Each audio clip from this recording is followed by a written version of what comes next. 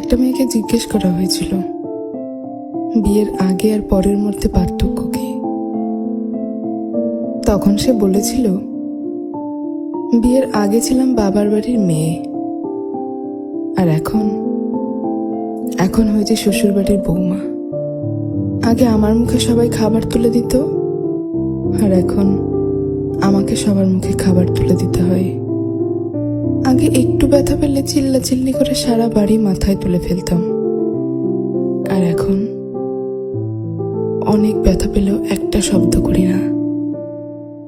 আগে হাসার জন্য মা বকতো, আর এখন কাঁদতে গেলেও ভয় হয়। আগে একটু মন খারাপ হলেই মা বুঝে ফেলতো, কিন্তু এখন ভেতরটা চুরমার হয়ে গেলেও কেউ টের পায় না। আগে ভাবতাম বাইরের জগৎটা অনেক শান্তি,